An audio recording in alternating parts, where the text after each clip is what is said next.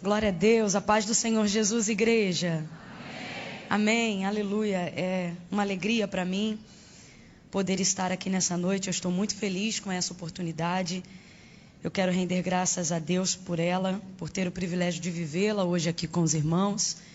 Deus abençoe a vida do nosso pastor Silas, também da nossa pastora Elisete, a quem eu tenho um carinho muito grande, porque é uma pessoa em que a simplicidade ganha propriedade quando você conhece a pastora Elisete. Eu gosto demais dela. Feliz de estar hoje aqui. Louvo a Deus também pela vida do nosso pastor Odilton, a quem eu tenho em alta estima. É uma cobertura, alguém que me ajuda em oração, que me cobre em oração, que sempre que eu preciso me ajuda muito. Um abraço à pastora Josiane, viu?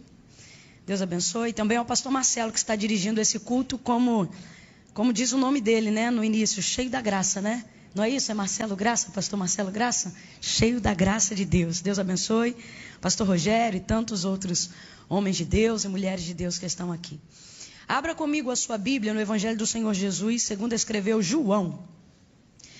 Enquanto você vai localizando aí, eu gostaria de dizer que eu trouxe materiais de DVDs, são DVDs de mensagens. Se você desejar adquirir, vai ser uma bênção para a minha vida. Eles estão... É na saída do templo que diz? Na saída do templo. Na lateral? Na saída lateral. A igreja com muita saída é isso, irmão. Na saída lateral, tá? Sua saída hoje não é aquela, né, Raquel? Sua saída hoje é aquela. Os obreiros fechem todas essas portas, que todos os irmãos... Glória a Deus, é brincadeira, irmão. Você pode sair por qualquer porta. Mas quem sai assim por 7 portas não é crente, não. Crente costuma sair por um caminho só. Né, Marquinhos? Esse povo que lê a Bíblia entende tudo, né, irmão? Até piada gospel. João é uma palavra que tem ecoado já há algum tempo no meu coração, e quando Deus me dá uma palavra para um tempo, eu prego aquela palavra naquele tempo, até que Ele me dê ordem de pregar outra. E essa palavra está no Evangelho de Jesus, segundo escreveu João, no capítulo 9. Glória a Deus. Mãe, se a senhora está aqui, dá um glória a Deus aí. Não, eu tenho uma mãe só. Deixa eu saber onde minha mãe está, que eu preciso saber onde ela está. Tá aí? Amém. Glória a Deus. Já localizei minha família ali. Maravilha. João 9. Oh, aleluia. Você quer acompanhar os irmãos? Quem achou, diga glória a Deus. Diz assim o texto. Quando Jesus ia passando, viu um homem cego de nascença. E os discípulos de Jesus lhe perguntaram: Rabi, quem pecou? Este ou os seus pais, para que nascesse cego? Jesus respondendo disse: nem ele pecou, nem os seus pais. Mas isto aconteceu para que se manifestem nele as obras de Deus. Devemos fazer as obras daquele que me enviou enquanto é dia. A noite vem quando ninguém pode trabalhar.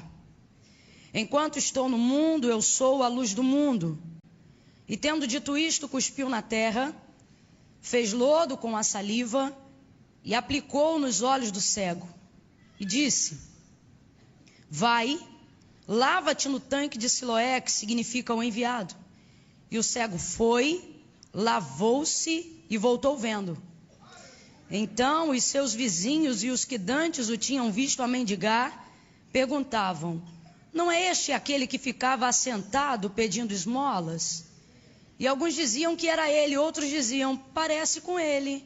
Mas ele mesmo dizia: sou eu. Agora venha comigo para o verso de número 20 em diante. Perdão, acompanhe comigo desde o 18. Os judeus não acreditaram que ele tivesse sido cego e que agora via, enquanto não chamaram os pais do homem. Perguntaram-lhe então a seus pais: este é vosso filho? É este que vós dizeis ter nascido cego? Como é que agora ele vê? E os pais responderam: sabemos que este é nosso filho, sim, e que nasceu cego. Mas como vê ou quem lhe abriu os olhos, não sabemos. Tem idade, interrogai a ele, e ele falará por si mesmo. Seus pais disseram isto porque temiam os judeus, pois já os judeus tinham resolvido que quem confessasse ser Jesus o Cristo seria expulso da sinagoga. Foi por isso que os pais disseram: tem idade, pergunta para ele. Chamaram, pois, então pela segunda vez o homem que dantes havia sido cego e disseram: dá glória a Deus, sabemos que este homem que tu dizes que te curou é pecador. E respondeu ele: se é pecador ou não, eu não sei. Uma coisa eu sei, que eu era cego e agora vejo. Diga amém por essa palavra. Se você pode, permita que a sua vida seja um instrumento de Deus nessa noite. Segure a mão de quem está sentado ao seu lado. Irmã Camila, mas eu não conheço. Não precisa conhecer. Se andarmos na luz como Ele na luz está, temos comunhão uns com os outros. E o sangue de Jesus Cristo, seu Filho, nos purifica de todo o pecado. Se você se sente à vontade, faça isso. Se você sente que pode ser um instrumento de Deus, segure a mão da pessoa que está ao seu lado firmemente. Não segure com a mão meio molenga, esquisito, meio frio, não. Pega na mão, segure e fica aí. Isso. Se não quiser, também não faça. A Bíblia diz que o que não é por fé é pecado. Deus me guarde de ser um instrumento de tropeço para você. Segure se você creia, feche os teus olhos. Curve a sua cabeça agora, eu quero orar com você. Antes de que eu comece a orar por você e com você, me permita ver como anda o seu nível de humildade diante de Deus. E que comece a subir de nós uma nuvem de intercessão que seja movida pela súplica de alguém que não tem vergonha de implorar para Deus. De alguém que entende o tamanho e o nível da dependência. Ore agora como se a sua vida dependesse dessa palavra, porque talvez dependa. Ore agora como se o sucesso que você almeja dependesse de uma direção de Deus, porque depende.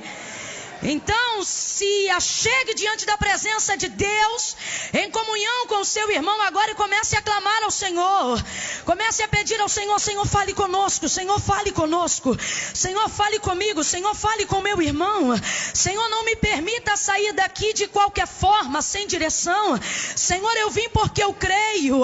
Comece a orar, suplique, não tenha vergonha, você precisa se humilhar. Deus atende quem se humilha. Deus se compadece de quem desce a sua presença. Deus se compadece de quem suplica. Senhor, em nome de Jesus, eis-me aqui, conforme o Senhor me trouxe e me deu ordem para liberar a tua palavra. Eis-nos aqui na unidade do teu Espírito, Senhor. Todas as ameaças que nos cercam agora são neutralizadas, porque todos nós estamos agora submetidos ao teu poderio, e agindo o Senhor, ninguém pode impedir. Seja amarrado e neutralizado agora todo espírito que faz oposição à tua palavra, todo espírito que com ousadia tenta resistir. Há poder no teu nome, há poder no teu sangue. Eu creio que tu estabeleceste esta igreja neste lugar como janela para as nações. Eu creio que tem pessoas acompanhando agora, não só aqui, mas pela internet. Que elas sejam alcançadas pela mesma frequência de temor, que elas sejam alcançadas pela mesma frequência da unção que desata o jugo, e que eu sei que já começou a ser derramada em nosso meio desde que este trabalho de adoração foi aberto. Fica conosco agora, Senhor. Se tem alguém de olhos abertos, Senhor, com o coração aflito e angustiado, isso denuncia o seu nível de aflição. Alcança essa alma agora, de maneira, Senhor, que a carne, que o homem natural possa se submeter completamente. Aquele que crê, venha sentir a tua unção emanando desse altar de uma maneira poderosa. E aquele que não crê, venha temer o poder da tua presença que está em nosso nosso meio e assim reconhecer que há um poder sobrenatural em nosso meio. Me usa com liberdade, como tu disseste que me usaria quando me chamou para cumprir o ministério da palavra. Tu disseste que andaria comigo, então anda comigo nesse altar, Senhor. Tu disseste que andaria comigo, então trafega comigo e com os meus irmãos. Hoje aqui, Senhor, envolva-nos numa atmosfera de glória, de glória, de glória. Que os profetas ressuscitem, que os intercessores se levantem, que os pastores se sintam renovados, que haja um rema, uma revelação, uma novidade profética para decidir a nossa vida. Em nome de Jesus, me ajuda. Para que meus irmãos saiam daqui com decisões tomadas e acertadas. Em nome de Jesus, quem concorda, diga aleluia.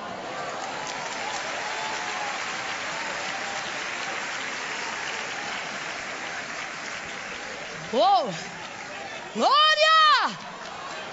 Aleluia! Glória! Oh!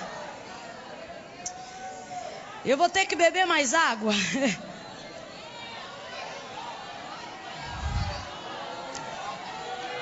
Não quebre essa atmosfera. Seja reverente a ela. Eu preciso beber água, mas sua boca está livre.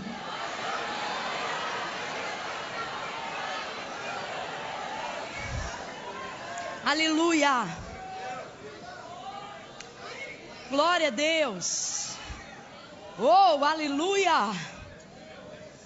Aleluia. A narrativa da qual acabamos de fazer menção, no texto de João, no capítulo 9, vai nos contar sobre a história da cura. O milagre que Jesus realizou na vida de um homem que era cego de nascença. Ele tinha uma deficiência. E essa deficiência o acompanhava desde que ele estava no ventre da sua mãe. A narrativa é clara, o texto diz que o homem nasceu cego. Cego de nascença. Talvez você pense, o que eu tenho a ver com isso? Mas quando eu olhei para esse texto, o Senhor falou comigo, prega sobre ele, porque existem muitas deficiências que nasceram com muitos que estão aqui comigo, e a gente não percebe porque ela não está tão declarada como uma deficiência visual, como uma deficiência auditiva, mas ela não deixa de ser uma deficiência só porque não está aparente. E quando eu olhei para esse texto, o Senhor me elucidou sobre isso, sobre algumas coisas que nascem conosco. Esse homem nasceu assim. Ele não fez nada para ser como ele está. Ele não fez nada, melhor dizendo, para estar como ele está. Ele nasceu assim. E tem algumas pessoas aqui que têm isso tão arraigado em si, que desde criancinhas, a mãe já diz, olha, fulano é assim, desde criança. Às vezes é alguém que é teimoso demais, né? E diz, mas é teimoso, igual uma porta, sempre foi assim, nasceu assim. Quando não, outras falhas que incomodam você. Mas por nascer com você, você se acomoda a elas. São deficiências, às vezes, de um caráter mal formado. E a gente se acomoda a elas, porque uma coisa é uma pessoa adquirir uma deficiência depois de ter experimentado, por exemplo, como é viver sem ela. Imagine uma pessoa que ficou cego depois dos seus 30 anos. É muito mais difícil se adaptar. Agora imagine uma pessoa que nasceu cego. Ela já está praticamente adaptada àquela realidade. E o Senhor falou comigo, tem muitos deficientes em nosso meio. E entenda isso numa visão profética. Que não percebem o grau da sua deficiência porque já estão totalmente acomodados a elas.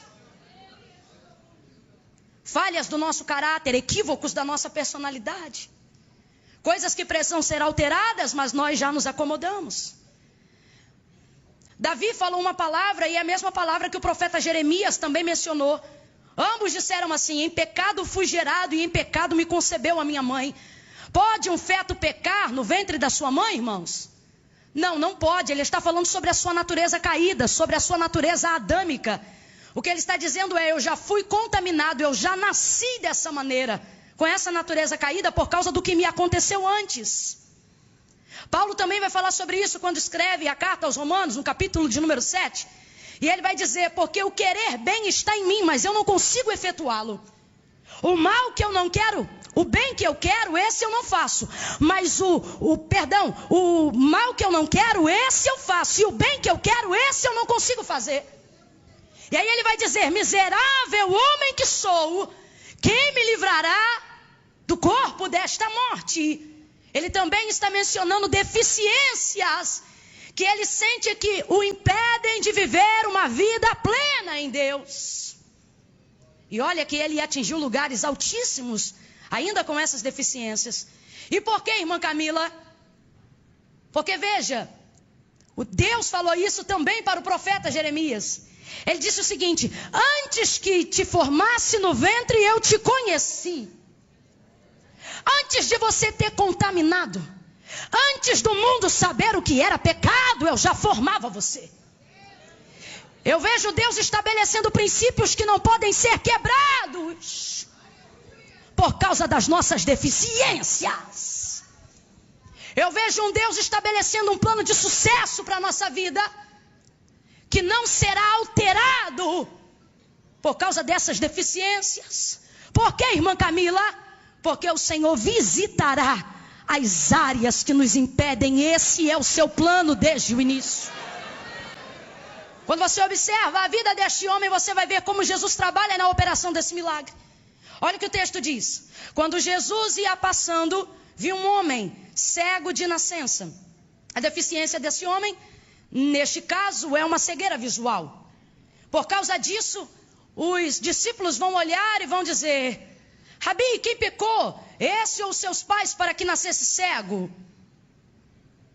Só falam daquilo que ele tem, só ressaltam a sua cegueira, só falam da sua deficiência. Rapaz, isso é tão complicado que mesmo depois que o homem já havia ido no tanque de Siloé e já tinha sido curado, a vizinhança que viu esse menino ser menino cego, neném cego, adolescente cego, adulto cego, está vendo ele agora enxergando. E de vez ficar espantado com a cura e com o milagre que foi alcançado, não, mesmo depois de vendo, mesmo depois de curado, a comunidade local, a sociedade, só vai lembrar do que ele fazia. Vai dizer: não é esse o esmoleiro? Rapaz, o homem está curado. Viram ele nascer cego, ser menino cego, adulto cego, e agora estão vendo ele enxergar e não conseguem ver o tamanho do milagre. Apenas olham para ele e dizem: não é este aquele que pedia esmola?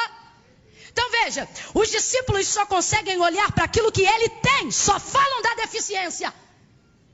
Rabi, quem pecou? Esse ou seus pais para que nascesse cego? Só falam da deficiência, só falam daquilo que ele tem. Complete para mim: só falam daquilo que ele? Só falam daquilo que ele? E a sociedade só fala daquilo que ele faz. Não é esse o que ficava sentado pedindo esmolas? Então veja, os discípulos só falam do que ele tem, a sociedade só o julga por aquilo que ele faz. Mas Jesus, dentro desse contexto, é o único que eu vejo aqui que não vai julgar aquilo que ele tem, não vai julgar aquilo que ele faz, mas antes de lidar com o que ele tem e antes de tratar do que ele faz, vai olhar para quem ele é. Quando você olha o verso 1 do capítulo 9, não está escrito assim: olha, quando Jesus ia passando, viu um cego. Quando Jesus ia passando, viu um esmoleiro. Não, não. Está escrito assim: quando Jesus ia passando, viu um homem. Quando Jesus ia passando, viu um homem. Eu não sei se você está entendendo, mas o Senhor te trouxe aqui para te dizer: eu não te vejo como o homem te vê. Eu não te vejo como a sociedade te vê. O homem te julga pelo que você tem. A sociedade te olha por aquilo que você faz. Mas eu sei quem você é. Independente do que você tem e independente do que você faz. Jesus vai olhar a humanidade desse ser humano, desse sujeito. Jesus está vendo a sua humanidade, a sua fragilidade. Oh, ei, caraçore, machore, barassuia. Talvez você diga, irmã Camila só está dizendo e viu um homem porque não era uma mulher. Não, não.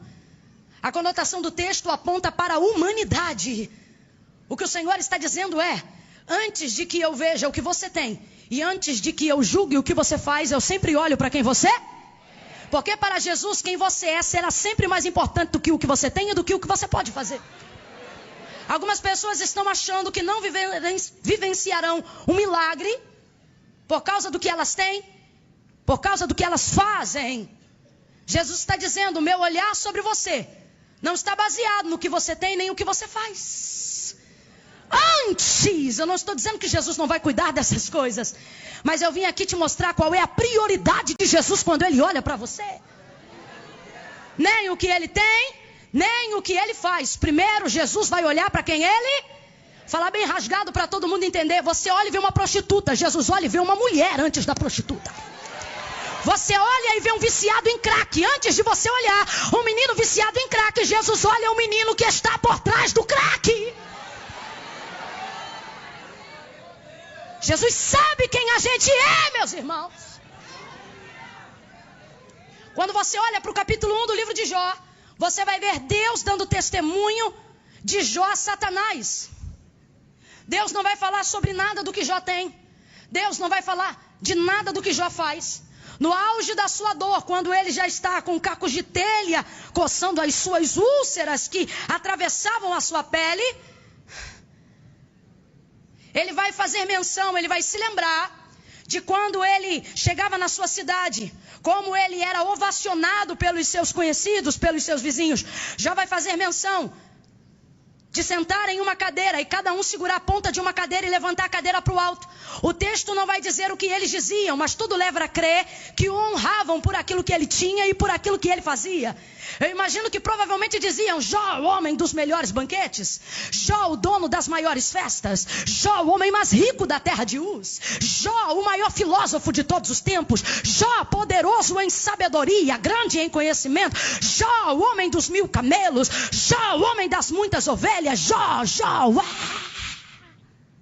Aí vai Deus dar testemunho de Jó a Satanás, e veja como o prisma de Deus é totalmente diferente do prisma do mundo. Vai Deus dar testemunho de Jó a Satanás e vai dizer: tens tu visto meu servo Jó? Não há nesta terra homem. Ei, calaçore baraçoria. Você sabe quando temos necessidade de ostentar títulos? Quando a nossa humanidade não é transformada de verdade. Não há nesta terra homem reto, íntegro, sincero, temente a Deus e desviado do mal como meu servo Jó. O Senhor vai usar 5 características. Ele não fala do que Jó tem, não fala do que Jó faz, mas usa 5 atributos para destacar quem ele é: reto, íntegro, sincero, temente a Deus e desviado do mal. Veja, Deus não está espantado com o que Jó tem. Deixa eu falar para você, Deus não fica impactado com nada do que você tem. Tudo que você tem antes de chegar na sua mão passou pela mão de Deus. Deus não está nem aí para o que você tem. Deus também não fica assustado com aquilo que você deixa de ter e pensa que não pode ser porque não pode ter. Isso é a sua visão, não é a visão de Deus. Deixe-me falar algo aqui para quem acha que eu só estou falando para os ricos que têm. Mas não, estou falando também para quem acha que humildade é miséria e pensa: eu não posso ser porque eu não tenho. O Senhor está dizendo: eu não tenho problema com o fato de você não ter, porque eu tenho tudo e posso te oferecer tudo o que eu quiser. Então não é o que você tem ou o que você deixa de ter. E a minha capacidade em fazer, na maioria das vezes, a nossa capacidade em fazer está baseada na nossa capacidade de ter. Alguém faz o quanto tem. Mas quando Deus desclassifica o que tem, também desclassifica o potencial em fazer. Está dizendo: não é o que você tem, não é o que você faz. Aí ele usa 5 características para poder dizer quem Jó é. Porque Deus não se espanta com o que a gente tem. Deus não fica maravilhado com o que a gente faz. A capacidade vem dele. Mas Deus volta o seu olhar para quem não tem medo de revelar quem é. Aí Satanás vai dizer, mas também tu serve a ele de balde? Nas entrelinhas Satanás está dizendo, mas ele é porque ele tem. O que Satanás está querendo dizer é, tira o que ele tem para o Senhor ver quem ele é. Aí o Senhor diz, vai lá então. E toca no que ele tem para tu ver quem ele é. Entra Satanás e toca em tudo, acaba com tudo que Jó tem. Meu irmão, leva telhado, leva casa, leva filho, leva tudo. A cultura rabínica chega a dizer que a mulher só ficou como acréscimo da aprovação. Para você ver o nível de guerra, tira tudo que ele tem. No auge da sua dor, depois de ter sido tomado tudo aquilo que ele tinha, ele vai dizer, o Senhor deu, o Senhor tomou. Não, tem alguma coisa errada. Não. Como assim o Senhor tomou? Foi o Senhor que derrubou o telhado da casa? Foi o Senhor que entrou e matou os filhos de Jó? Não, quem tomou foi o inimigo, quem roubou foi Satanás, quem destruiu sua casa e destruiu suas propriedades foi Satanás. Mas Jó vai me abrir a boca e ele não deixaria de ser um adorador se ele dissesse, o Senhor deu e o inimigo tomou, todavia bendito seja o nome do Senhor. Ele continuaria adorando, contra fatos não há argumentos. Mas vai dizer isso para Jó? Não, ele vai descredenciar a ação do inferno. Ele vai fazer o seguinte, olha, o Senhor deu e o Senhor tomou. Não, Jó, quem tomou foi o diabo. É como se o diabo tivesse à volta dizendo, vai lá, Deus deu, mas eu tirei. Vai lá, Deus deu, mas eu arruinei. Vai lá, Deus abençoou, mas eu entrei com destruição. Aí ele me abre a boca, frustra Satanás e ele me diz, o Senhor deu, o Senhor tomou. Por que é que Jó não disse o Senhor deu e o diabo tomou? Porque Jó não reconhece hierarquia satânica sobre a sua casa. Escute. O que quando Jó oferta para Deus. Quando Jó fala com Deus. Quando Jó adora a Deus. Quando Jó precisa de uma direção, é com Deus que ele fala. Quando Jó depende de cobertura, é a Deus que ele se dirige. Quando Jó oferta sacrifício, é diante de Deus que ele sacrifica. A hierarquia que ele conhece, que tem poder para dar e para tomar, está acima de qualquer outra que se apresente. Então ele só fala com Deus, só reconhece a Deus. Aí ele vai me abrir a boca e contra fatos ele vai arrumar argumentos e vai dizer, o Senhor deu e o Senhor tomou. O que ele está... Irmão, nunca na história bíblica, exceto nos dias de Jesus, pós-ressurreição, Satanás ficou tão sem graça. Nunca houve um homem que descredenciou as suas ações. Eu não sei se você está entendendo. Não é só descredenciar. Eu acho que a palavra apropriada seria descreditar. Tirar créditos de quem tem. O que ele está dizendo na cara do capeta é isso aqui. Eu não reconheço as tuas ações sobre mim. Eu não reconheço o teu governo sobre mim. Pega na mão de alguém em nome de Jesus, vai. Pega na mão de alguém, diga para essa pessoa, deixa o inferno sem graça. Deixa o diabo sem graça. Se tá bom é Deus. Se ficou desfavorável é Deus. Se tá tudo bem é Deus. Se ficou difícil é Deus. Descredencia o inferno. Oh, aleluia. Oh, aleluia. Nós, e eu não vou deixar ninguém de fora dessa, nós temos o costume de, quando a coisa aperta, dizer, rapaz, o diabo está furioso. Quando não, a gente diz, olha, o diabo entrou. Olha, o diabo usou. Olha, o diabo isso, o diabo aquilo, e ele é. Só para você entender. Nós temos que ter a perspectiva de Jó. Jó, por exemplo, se bate o carro, ele não diz, Satanás. Jó, por exemplo, se bate o carro, ele diz, Deus está decidido em provar minha fidelidade. Se a porta fecha, ele não diz, o diabo entrou. Se a porta fecha, ele diz, Deus quer saber se eu sou crente mesmo. Está entendendo?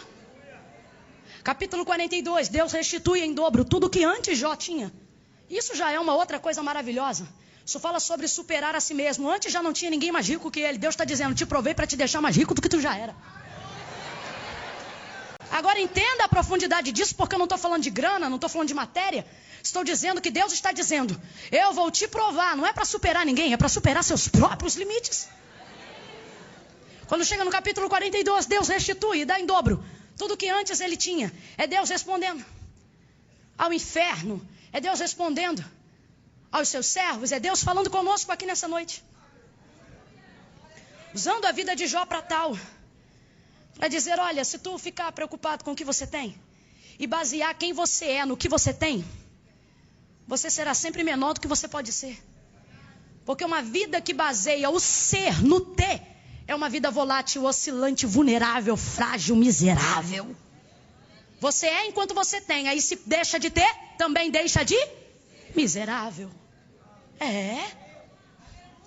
Você acha que você é enquanto você faz. Aí deixa de fazer e pensa, eu não sou mais capaz. O Senhor está dizendo miserável. Por que você acha que você só é? Porque você faz. Você sabe quantas vezes Satanás fala no livro de Jó? Só no primeiro capítulo. Depois, não fala mais, irmão. Vai falar o quê? Fala mais nada. Pode ter aparecido na minha vida e na tua, mas na vida de Jó nunca mais. Quando chega no capítulo 42 e Deus restitui em dobro tudo que antes Jó possuía. Aí é Deus dizendo, se você basear a sua vida e o seu ser no que você pode ter, você nunca será nada. Lembra quando Satanás disse? Ele é porque ele tem. Deixa eu tocar no que ele tem para o Senhor ver quem ele é. Vai lá e toca no que ele tem para tu ver quem ele é. Tocou, tirou tudo, Deus deu tudo. É um princípio de Deus. Deus está dizendo assim, olha. Quando acharem que você é por causa do que você tem, eu deixo tocar no que você tem. Para que você tenha uma chance de mostrar quem você é. Talvez você diga, eu estou provado, eu estou apertado, eu estou arruinado. O Senhor está dizendo, não, você recebeu uma chance de mostrar quem você é quando você não tem. Você sabe por que o jejum nos leva a um nível de dependência tão grande diante de Deus? Porque é quando a fome chega que a gente revela quem a gente é de verdade. Não, é sério. O maior momento de mau humor é quando você está extremamente faminto. Às vezes o Senhor permite com que algumas coisas sejam retiradas para nos dar uma chance de que nos revelemos. Aí quando chega no 42 e Deus dá tudo em dobro que antes já tinha, o que ele está dizendo é o seguinte. Ele não é porque tem. Quando ele deixa tirar, ele está dizendo, ele não é porque tem. Pode tirar, porque ele não é por causa do que tem. No capítulo 42 ele diz, pode dar tudo de volta. E acrescenta, porque ele não é porque tem, mas agora vai ter por causa de quem é. Agora vai ter por causa de quem é. Você está entendendo? Quando você entender que tudo que você pode ter e tudo que você pode ser é apenas uma sombra de quem você é, Deus vai te dar muito mais, porque Ele vai entender que você não está baseando o seu ser naquilo que você tem. É por isso que quando Jesus passa e vê o cego, Ele não olha para o que ele tem, Ele não olha para o que ele faz, Ele vai olhar para o homem que ele é. Se ele é bom, se ele é mau, se ele é pecador, se ele não é, não importa. Jesus não está olhando para o que ele faz, Jesus está olhando para quem ele é. Alguém diz cego, Jesus diz um homem. Alguém diz esmoleiro, Jesus diz um homem. Alguém diz prostituta, Jesus diz uma moça. Alguém diz traficante, Jesus diz um homem. Quando Jesus olha para o cego, irmãos, a especulação teológica começa. Rabi, quem pecou, ele ou seus pais, para que nascesse cego? Jesus curou a tantos e eles nunca perguntaram. Por que um era leproso, por que o outro era paralítico? Mas o cego, todo mundo quer saber. Aí eles botam como se fosse uma pergunta.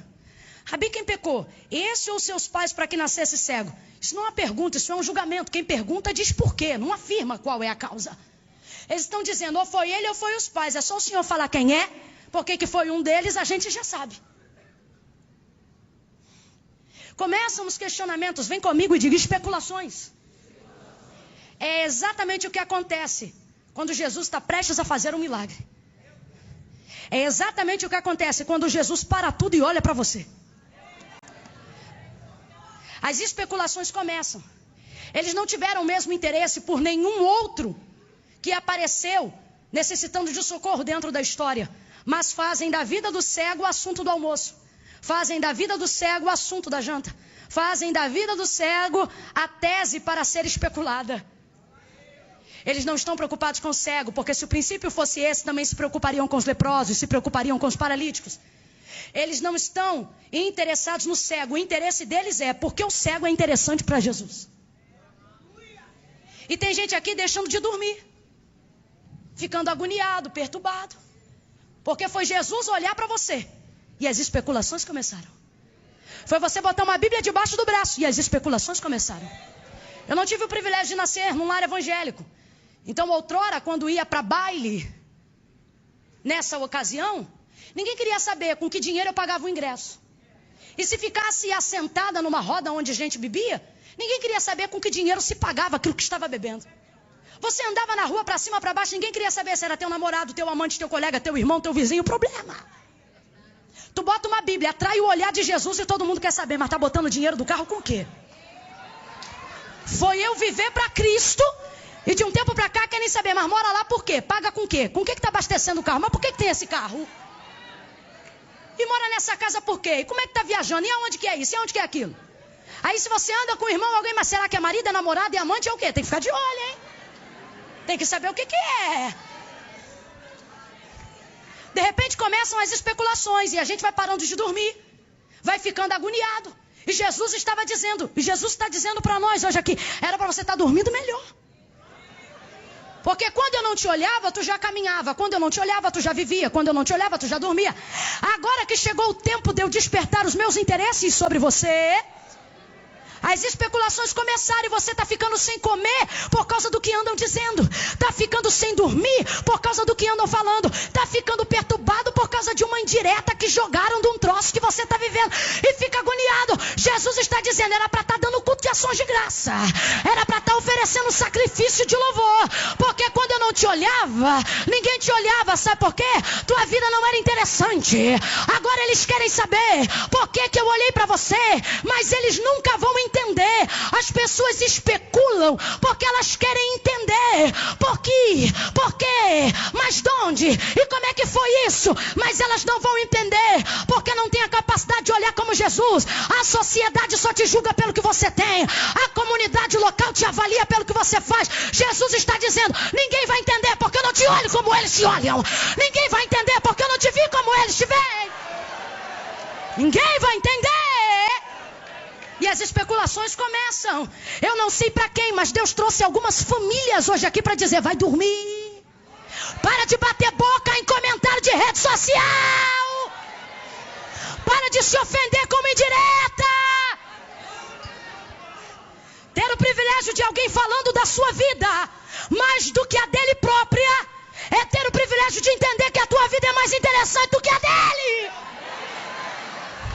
Porque Jesus te viu. Anime alguém aí e diga, Jesus te viu. Diga, Jesus te viu. Adore porque querem saber, porque Jesus te viu. Só falam porque Jesus te viu. Eles querem saber. Que interesse Jesus tem nele? É para nos ensinar se o pai pecou ou se quem pecou foi ele. Veja como eles limitam a operação do milagre. Rabi, ou foi ele ou foi os pais. Eles estão dizendo ou A ou B.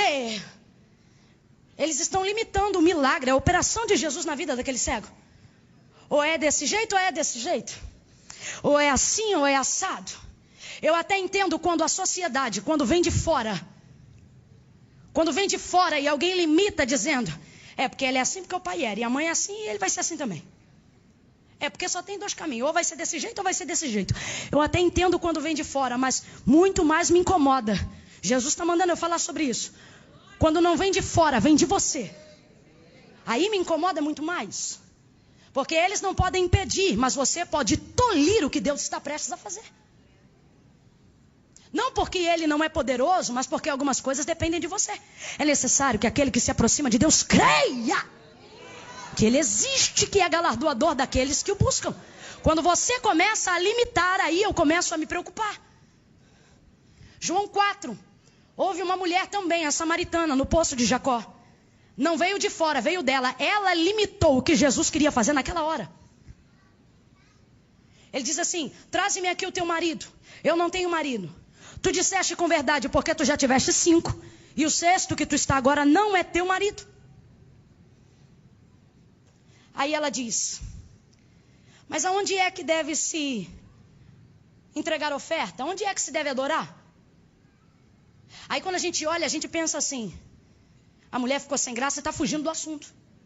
Acabou de reconhecer que está diante de um profeta e o seu pecado foi revelado.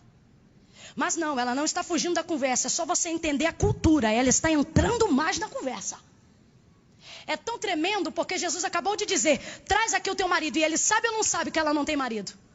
Ele sabe. Mas ele dá a ela uma chance de confessar.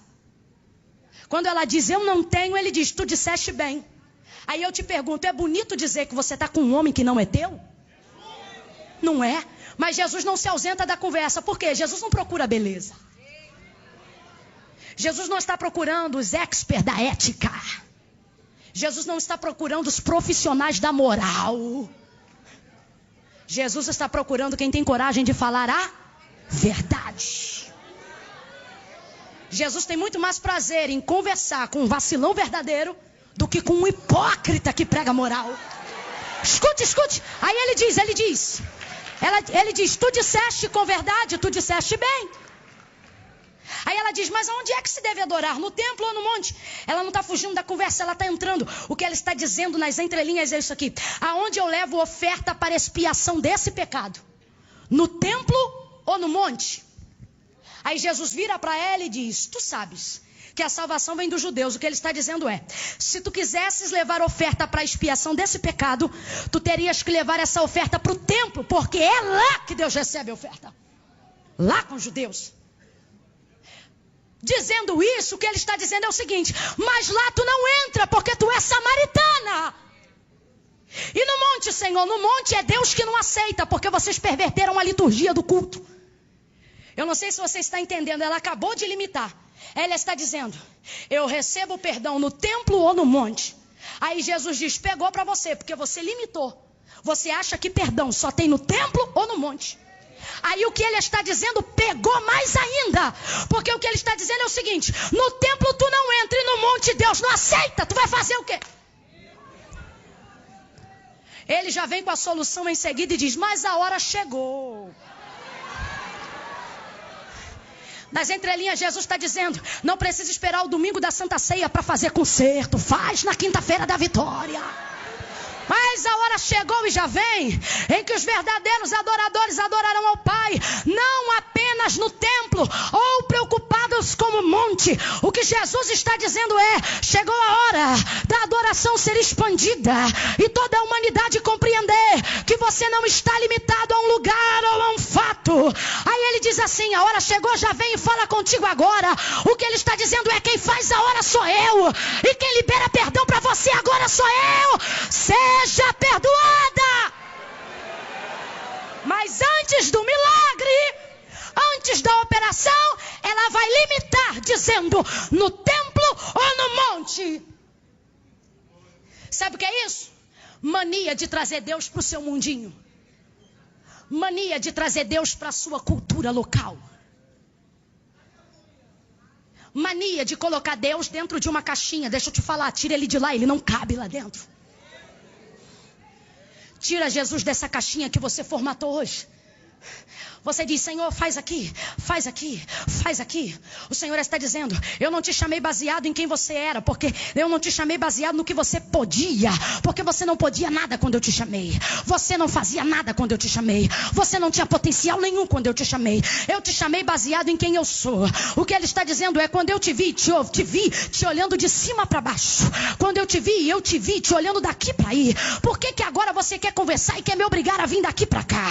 O que o Senhor está dizendo é: Quer melhorar a qualidade da nossa conversa? Para de me trazer pro teu mundinho. Vem comigo pro meu. Vem comigo pro meu. Jesus está transportando esta mulher para uma atmosfera de graça que ainda não é conhecida. Ele está dizendo, as suas opções não são só o templo ou o monte, menina. Agora deixa eu falar para quem está aqui. Pedro, Joana, Maria, Josefina, sei lá qual é seu nome. Você entrou hoje aqui limitando o poder de Deus por causa das suas circunstâncias. Por causa das suas deficiências. Antes de estar aqui onde eu estou agora, apresentei algumas desculpas para Deus. Ontem, por exemplo, muito triste e angustiada, por causa de algo que me ocorreu e eu não fui bem sucedida. Frustrei-me em oração, eu disse, Senhor, me perdoe, porque tu sabes que eu não tenho competência para isso. Eu usei essa expressão. E o Senhor falou comigo, tu estás onde está por causa da tua competência? Eu disse não. Ele disse, não te chamei pelo teu grau de competência. Te chamei por causa do teu nível de obediência. O Senhor falou comigo, não te preocupe com a tua competência, te preocupe com o teu nível de obediência diante de mim. Limitamos Deus por causa das nossas circunstâncias. Deixa eu falar bem rasgado para a gente terminar. Você entrou aqui dizendo, Senhor, olha a oração do limitado. Senhor, porque tu faz alguma coisa, ou vai embora ela ou vai embora eu? Ei, camara, choreba, chorerai, Jeová.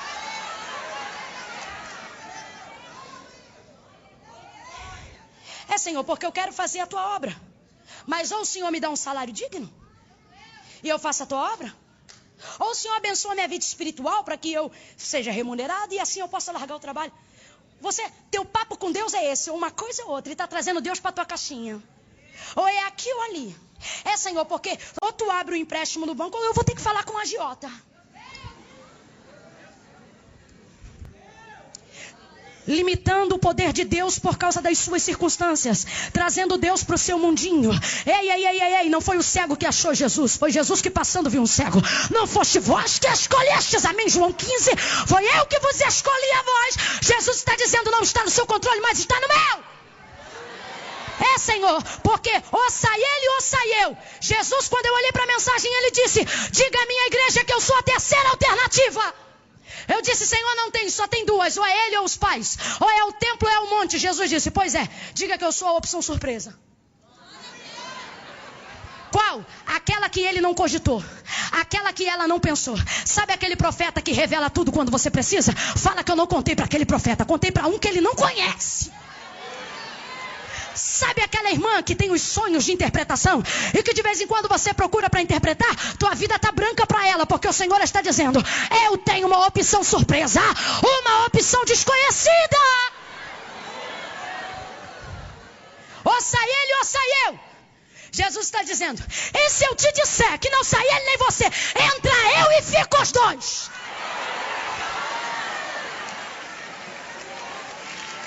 Só para você entender. Libera a palavra profética, irmão.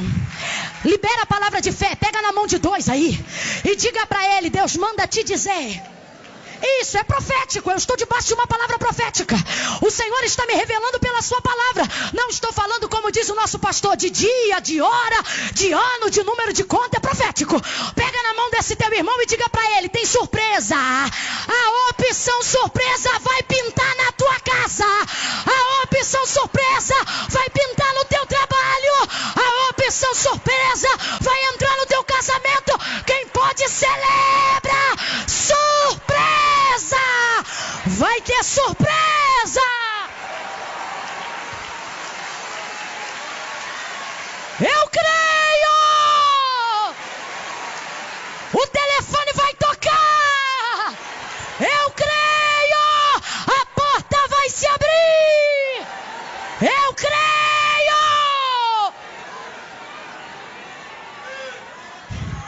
Quando eu digo o telefone vai tocar, você pensa, será que é o fulano? O Senhor está dizendo, para, você não sabe quem é. Quando eu digo a porta vai abrir, você pensa, será que é lá que eu estou vestibulando, estudando há um ano? O Senhor está dizendo, para, não virá por onde você espera, porque eu não vou estragar a surpresa. Eu estou sentindo uma graça de Deus tão grande aqui. E tendo dito isto, nem ele, nem os pais, isto aconteceu para que se manifeste nele as obras de Deus.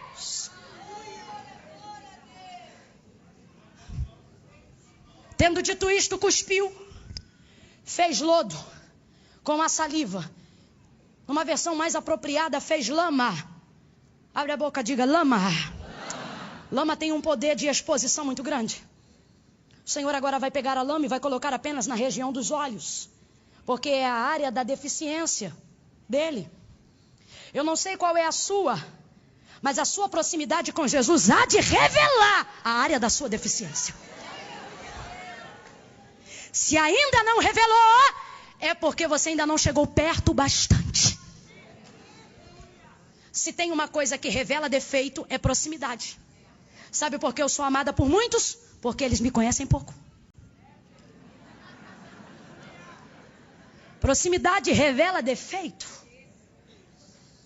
Quando Jesus chegar perto, a área da deficiência será declarada pela lama. Talvez você diga, irmã Camila, eu estou aqui nesse culto agora e eu me sinto muito mal por causa dos meus pecados. Eu quase fui embora e nem fiquei, porque eu me sinto tão sujo, tão suja. O Senhor está dizendo, como você se sente momentaneamente, denuncia que eu estou bem perto. Então não vá embora agora. Porque quem joga lama também diz onde fica o tanque. Quem joga lama também fala onde tem água. Quem faz a ferida também tem poder de curar. Eu não sei se você está entendendo, mas o Senhor te trouxe aqui para dizer, eu conheço a área da tua fraqueza, eu conheço as tuas desculpas repetidas. Hoje eu vim para apontar em cima delas, mas eu não vou te deixar sujo. Eu vou te dar uma direção que vai trazer a purificação, que vai trazer a santidade, que vai trazer a transformação. Deus está botando na minha boca agora uma palavra, receba. Levante a sua mão e receba. Deus está dizendo, ciclos de frustração que você carrega há anos serão quebrados com a direção que Jesus está te dando agora, com a direção do tanque que Jesus está te apontando agora. Quando ele joga lama,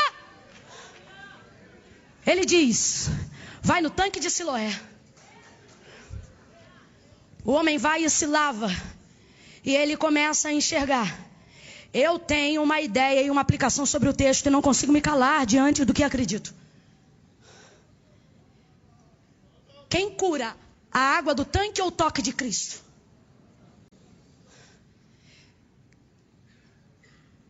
Quem cura a água ou as mãos de Jesus? Então eu acredito que ele foi curado quando Jesus tocou. Mas não sabia que estava curado, porque Jesus o curou usando lama. Nasceu cego. Suponhamos que não tivesse reflexo nenhum de luminosidade. A partir do momento que enxergou, deveria haver luz refletida, ainda que de olhos fechados. É assim que acontece, ok? Mas não teria como, mesmo que sendo curado, porque Jesus havia encoberto os seus olhos com... Vai para o tanque. Quando ele chega no tanque, ele vai evidenciar uma cura que Jesus fez minutos atrás. O Senhor está dizendo, e se eu te disser que o que você me pede eu já liberei? Só que está faltando você fazer a sua parte. Sabe como eu chamo esse momento? Eu chamo o milagre do século 21. Que milagre é esse? Quando perguntam assim, cego, diga, como você foi curado? Ele diz assim, o homem chamado Jesus jogou lama, eu joguei água e vi. Em outras palavras, ele está dizendo, ele fez a parte dele, eu fiz a minha, o resultado é esse. O Senhor está dizendo, eu tenho feito a minha parte, mas você tem atendido a direção? Eu tenho feito a minha parte, mas você tem ido ao tanque?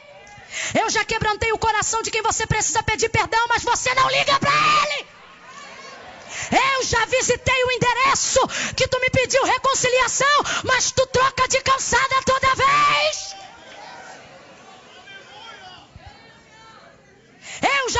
coração desta moça, que tu ora por ela 3 meses dizendo, Senhor, eu quero ela, mas quando o culto acaba, tu não pergunta se pode levar ela em casa.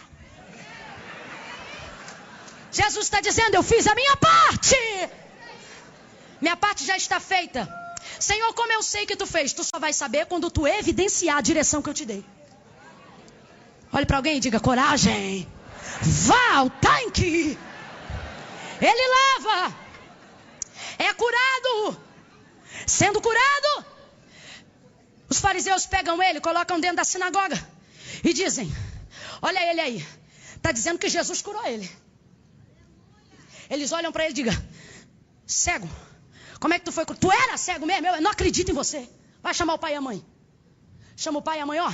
Esse menino aí está dizendo que é cego. Ele é cego. Ele nasceu cego mesmo? Olha, ele é nosso. Ele é filho de vocês? É. Ele é nosso filho e nasceu ceguinho. E como é que ele está dizendo que está curado agora? Aí você pergunta para ele. Porque ele tem idade. Fala com ele.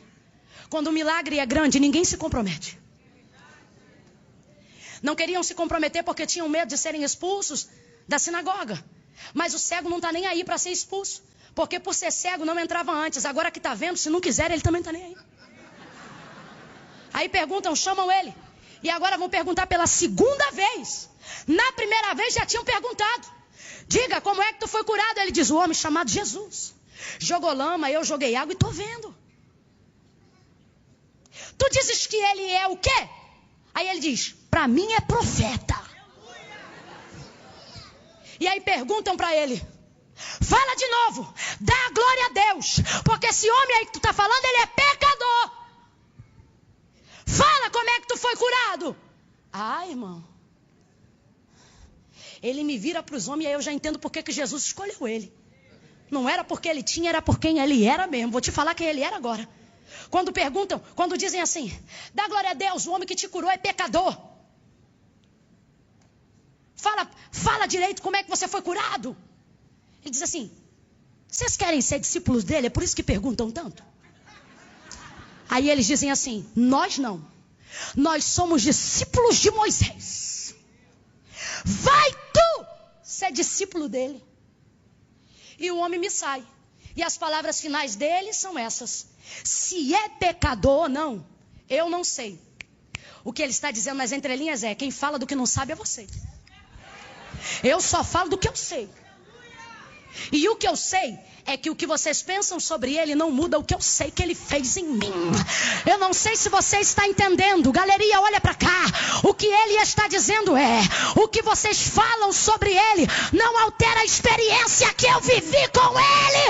O que eu vivi com ele é maior do que o que vocês falam sobre ele. Eu vejo Jesus no Calvário, esbofeteado, cuspido, lanhado, arrebentado. E ele me vira e diz, Pai, perdoa-lhes, porque eles não sabem.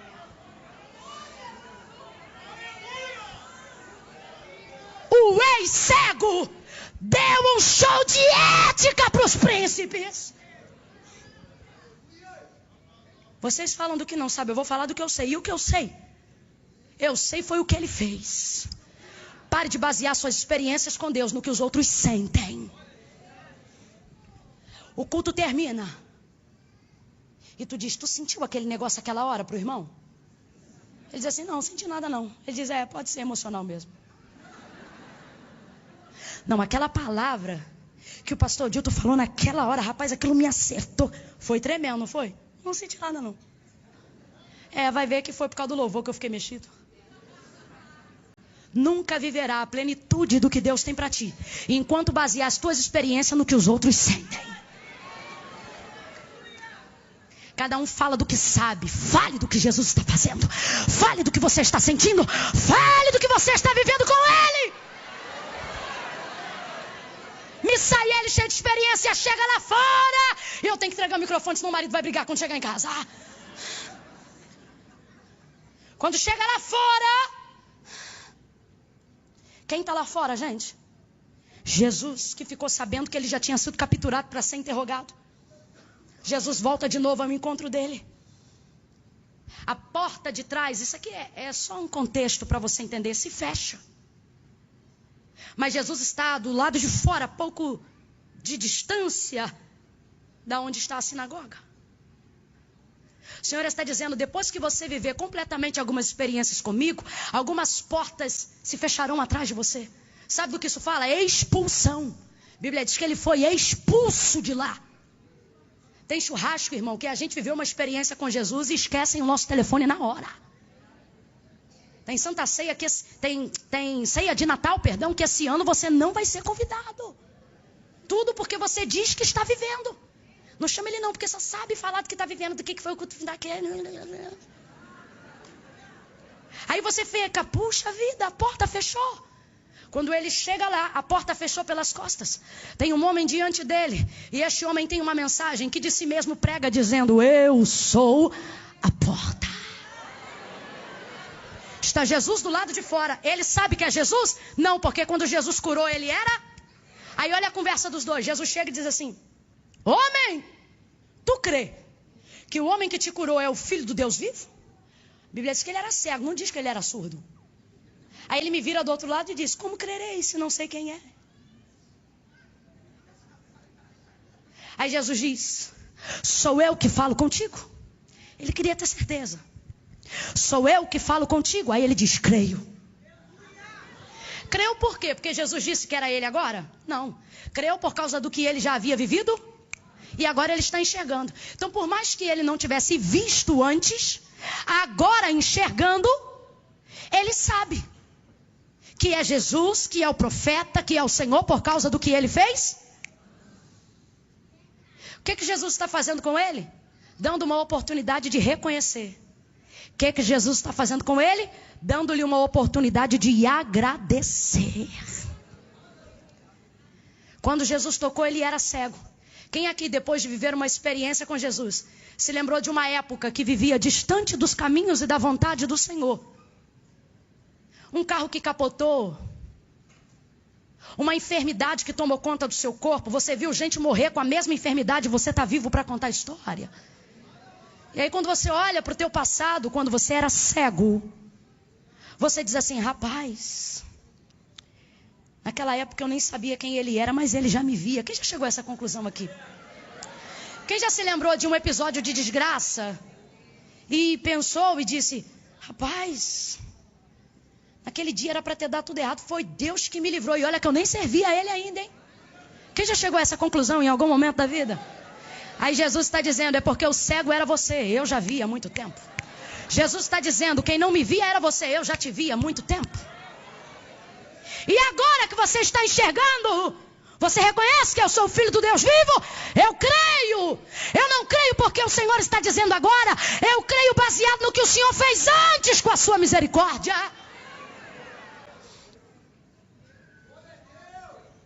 Jesus está dizendo,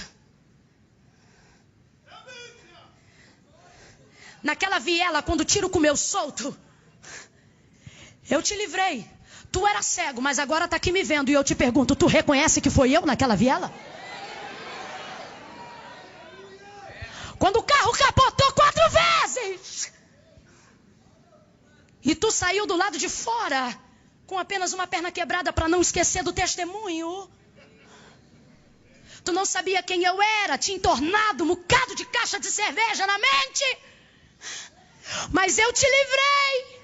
E estou te dando agora que você enxerga uma oportunidade de reconhecer que era eu te livrando naquele veículo.